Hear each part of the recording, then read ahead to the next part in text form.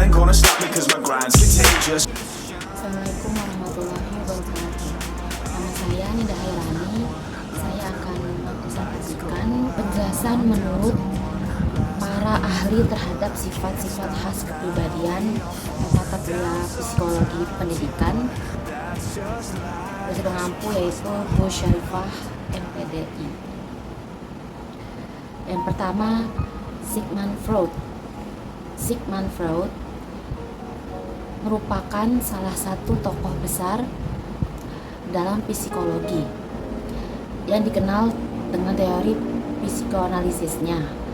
Teori ini menjelaskan bahwa perilaku manusia mempengaruhi dorongan bawah sadar, konflik internal, pengalaman masa kecil, dan beberapa konsep utama dari teori Freud ini, yaitu pertama, struktur kepribadian, ide, ego, dan superego.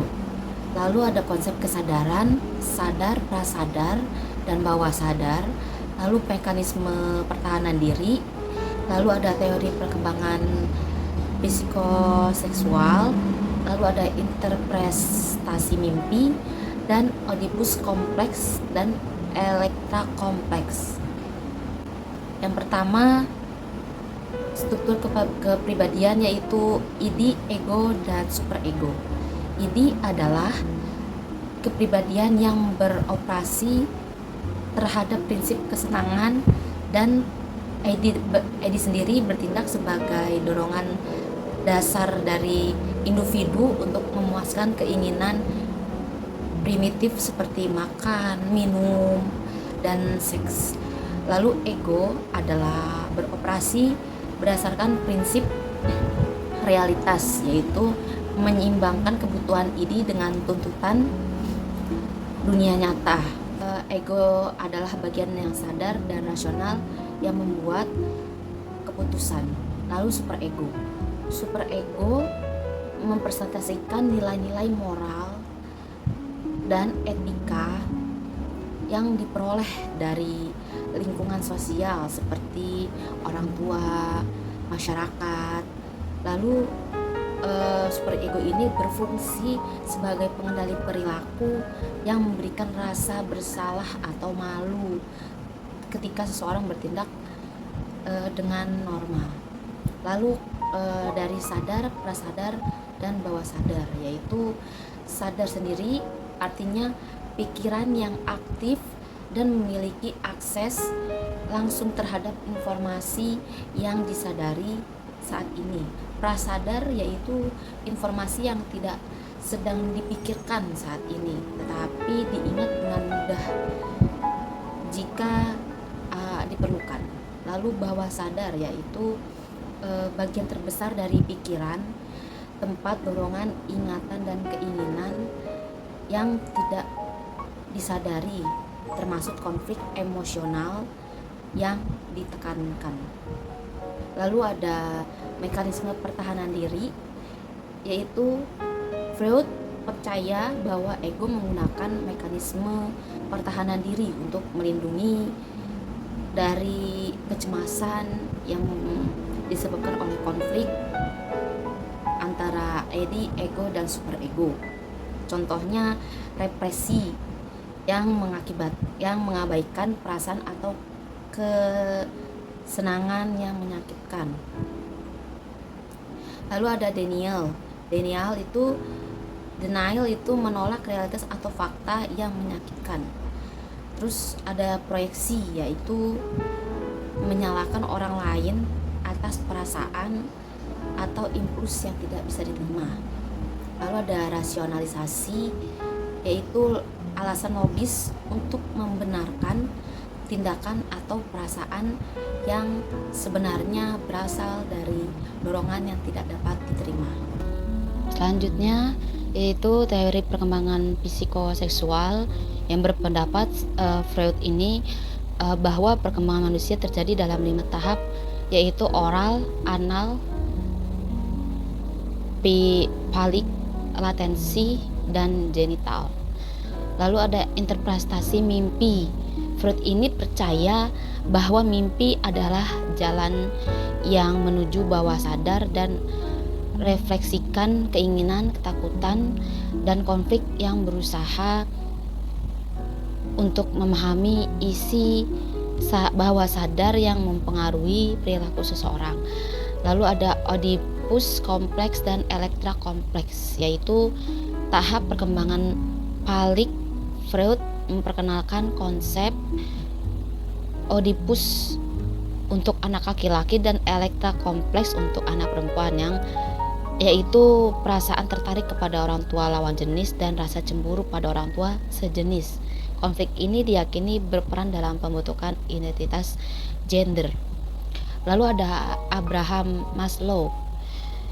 Abraham Maslow itu dikenal dengan teori tentang hierarchy of needs atau hierarki kebutuhan, yang menjelaskan bagaimana kebutuhan manusia berjenjang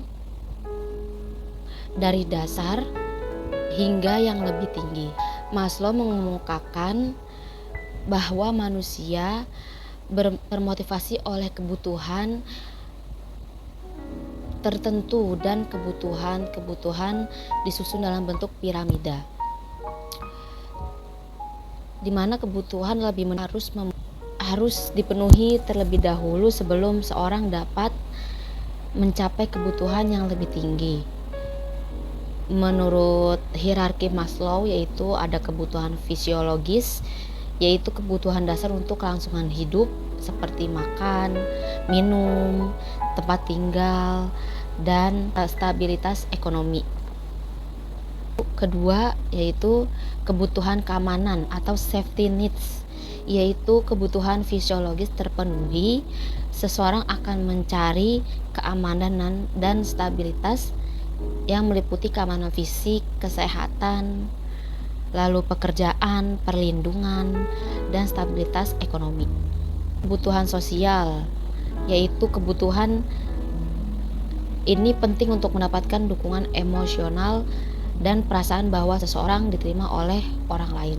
Kebutuhan penghargaan, yaitu meliputi rasa percaya diri, harga diri, pencapaian, dan dihargai oleh orang lain. Lalu kebutuhan aktualisasi diri, ini adalah kebutuhan tingkat tertinggi dalam hierarki Maslow, di mana seseorang ingin mencapai potensi penuh dan menjadi versi terbaik dari dirinya. Maslow sendiri kemudian menambahkan dua tingkat lain di luar piramida dasar itu, yaitu kebutuhan ekstensis dan kebutuhan transendensi.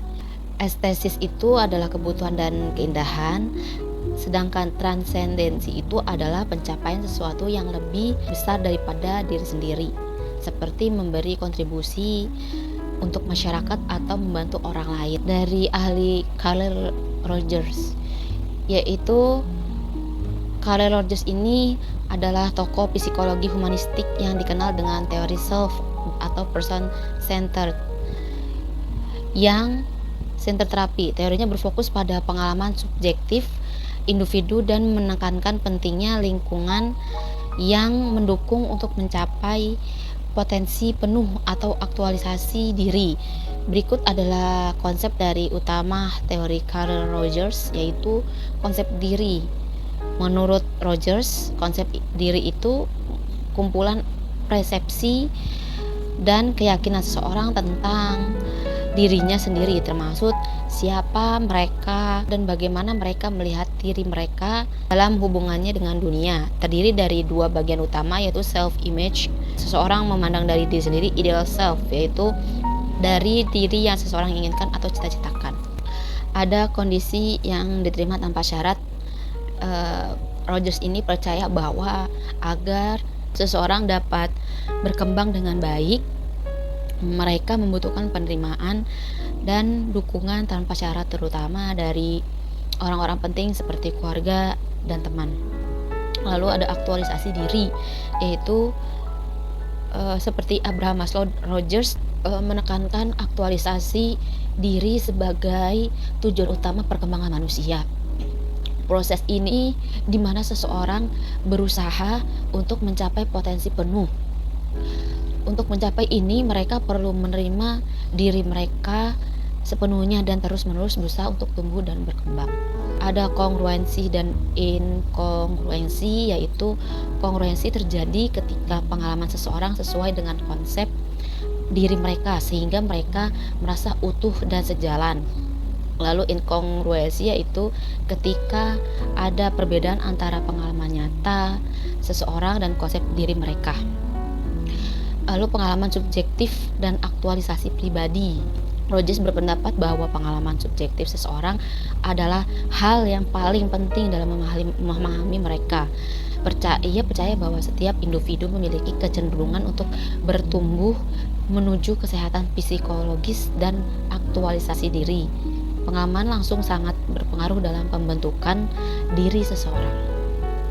Lalu terakhir, terapi berpusat pada klien, yaitu pendekatan terapinya. Rogers menekankan bahwa terapi harus menciptakan lingkungan yang aman dan mendukung, di mana klien dapat berbicara bebas tentang aktif sebagai masalah mereka. Terapis bertindak sebagai pendengar aktif yang empatik tanpa menghakimi dan memberikan penerimaan tanpa syarat. Kurang lebihnya mohon maaf. Billahi taufiq wal hidayah. Assalamualaikum warahmatullahi wabarakatuh.